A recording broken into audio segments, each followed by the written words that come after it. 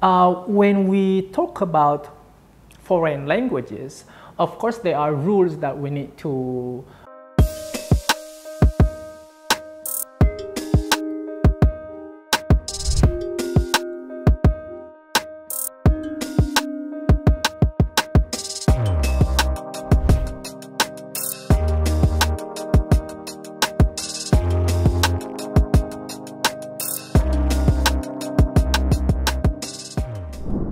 Hi, today I'm going to be talking about English grammar, and in this video I'm going to be talking specifically about the articles. So the articles are tiny parts of English grammar, but we know that they play a really big role in the language. They have crucial functions and also meanings that we have to pay attention to when using them, especially as the Indonesian speakers or the second language, not the second language, but the foreign language speakers of English. We have to pay attention to this. So because English is not Indonesian. Indonesian works a different way from the way English works. So that's why in this case we have to master the language by reading more books and by listening to spoken texts of English. That's the way how to master this. So when we talk about foreign languages, of course there are rules that we need to study and to learn. So the same way with this, it applies to this. So studying about articles, we have to know that there are rules that we need to master. And not only the rules, but after understanding the rules, we also have to know that there are some exceptions, like in our language also, there are exceptions of the rules. There are specially cases that we need to set aside. It's like it breaks the rule because these are special cases. So we have to pay attention to that too. And then when it's related to the articles, we also have to pay attention to the fact that in English, there are countable and uncountable nouns. And then there are also definite and indefinite nouns. So what are these? I'm going to be talking about this today. So we can look at the table here. This table, the concept is that there are 5 factors that influence the way we use the articles. If you look at the left side, it talks about definiteness and indefiniteness. So definite and indefinite. It's definite when it's specific, but it's indefinite when it's not specific. We're not talking about a specific thing in the world or in the surrounding, okay, in the context of what we are talking about. Okay. So we have we have to know that whether we're talking about a general thing or a very specific thing. Okay. And then we also need to pay attention to the fact that in English there are countable and uncountable nouns. Okay. So this also influences the way we use the articles in English. Okay. And the count nouns still divided into 2 parts, which is the singular form and the plural form. Okay. So this also influences the way we use the articles in English language. So we're going to talk about these concepts, the definiteness, indefiniteness, and then singular nouns, plural nouns, and also uncountable nouns in the next parts. Now, what is this definite and indefinite nouns? Are they so difficult to understand? No, actually. So just look at your audience. Let's look at the speaker, at the listener. Okay. Does the listener know what you're talking about? Okay. For example, when you talk about a cell phone, if the listener knows the cell phone that you're talking about, and then that noun should be definite. Okay? But if the speaker does not know, the listener does not know the noun you're talking about, and then it should be an indefinite noun. That's the key. So you need to look at the audience, at the listeners. Do they know what you are talking about? So for example, I come and then I say, I saw a man last night. So this man I'm talking about is not familiar, is not known by the listeners, by the listeners. So that's why I use article a. I introduce the topic, I introduce the man into the conversation. Okay, so I use a, because my listeners will be confused if I say, last night I saw the man, and they will be asking like, who? Which man? Because I use the, which is supposed to be a definite reference, a definite noun. Like it's very specific, and it's assumed that the listeners know about this. Okay? So example number 1, I saw a man last night. But in example number 2, now I'm using the man was walking slowly. So now when I use the noun for the second time, I use the, now the listeners are not confused about the man that I'm talking about. It should be the one that I saw last night. So in this case, we as the speaker and the listeners have to be at the same ground, okay, on the same page. We have to understand each other by the articles that we are using. So that's the difference between definite and indefinite nouns. Okay. So the same way with example number 3 and number 4, we have there give me a pen. So I can say give me a pen. I can also say give me the pen. But when I say give me the pen, the listener is supposed to know which pen I'm talking about. Like, for example, there's a pen in front of him or in front of her on the table. So I say give me the pen. So there will be no question which pen. Okay, it should be the one I'm talking about. Okay, but if I say give me a pen, maybe the pen is not there, but they need to find a pen, or they can give me any kind of pen because they just need one. Okay, so there is a huge difference between these sentences, okay, when we use them into context between definite and indefinite nouns. And then we also have to understand that in English, in all languages actually, but it's just the way we use this in Indonesian and in English language is different. So there is what is called as generic nouns. Generic nouns is when we make generalization. So we talk about one thing, but in general. Not really specific. In this case, when we use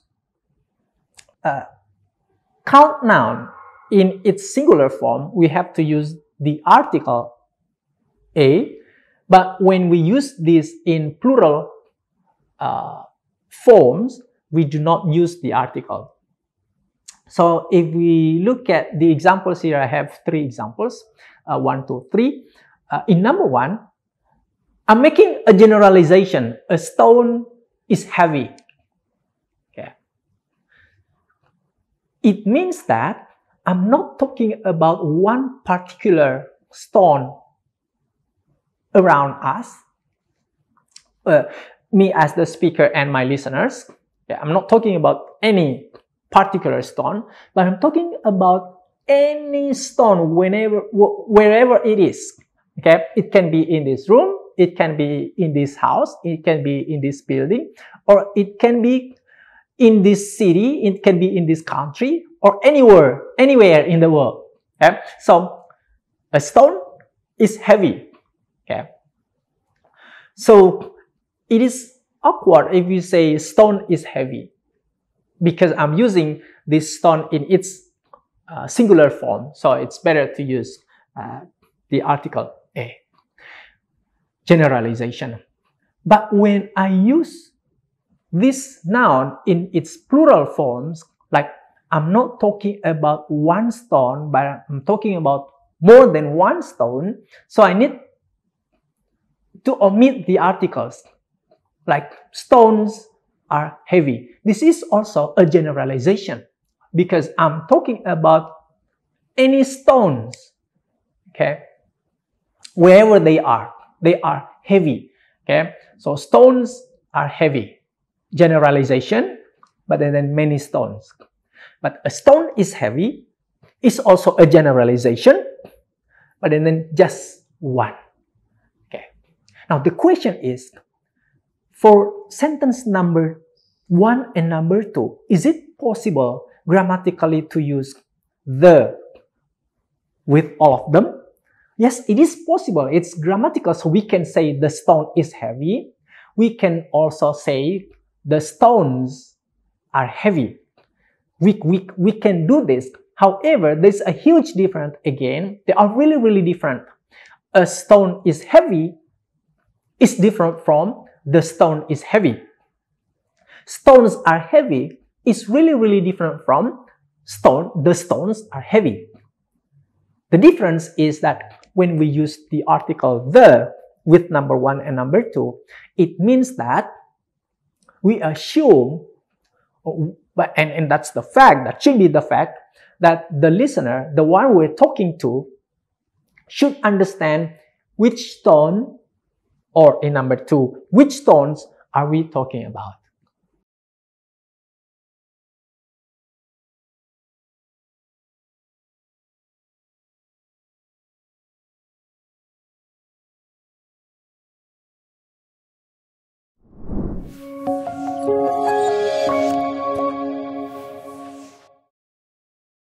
Selanjutnya, kita saksikan video profil Universitas Teknokrat Indonesia.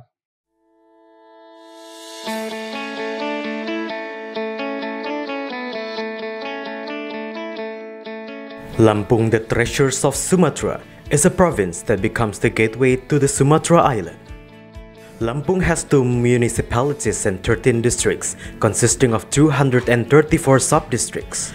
The province, with an area of 35,587 km squares, owns millions of extraordinary natural beauty. Education in Lampung province is also highly considered and colored by the existence of Universitas Teknokrat Indonesia.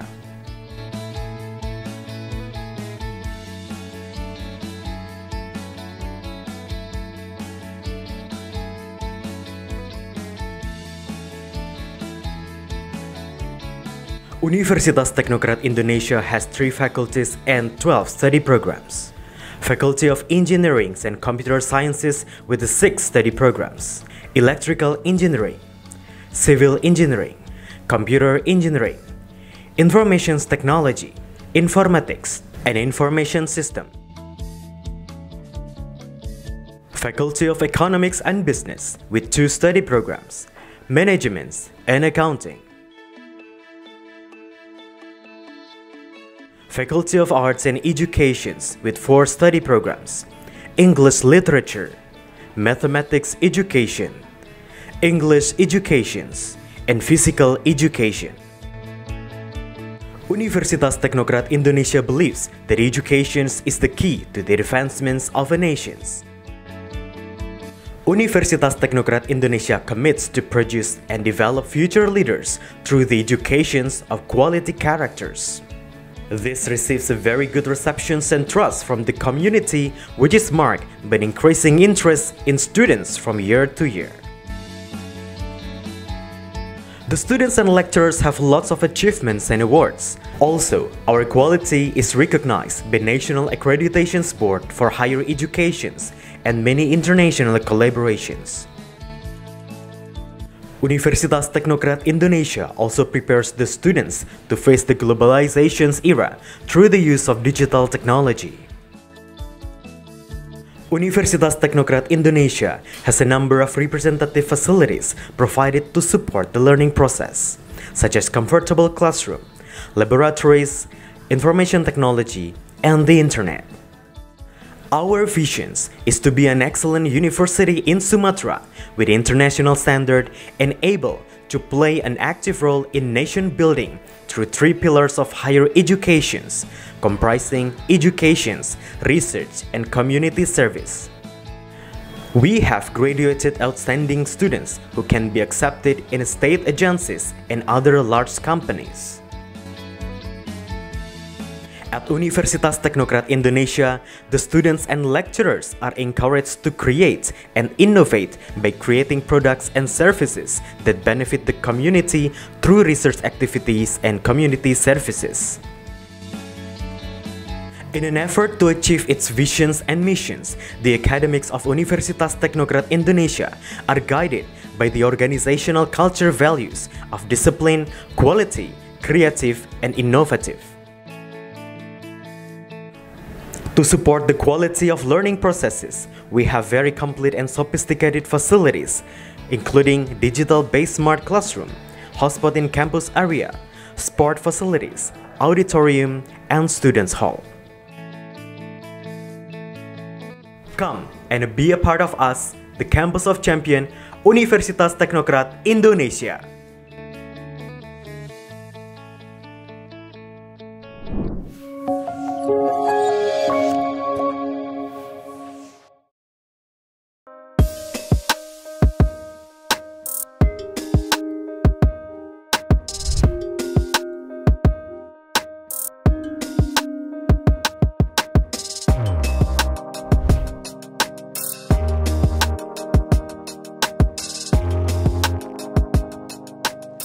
Terima kasih sudah menyaksikan video pembelajaran ini. Jangan lupa like, komen, dan subscribe, serta nyalakan tanda loncengnya agar kalian tidak ketinggalan informasi update lainnya.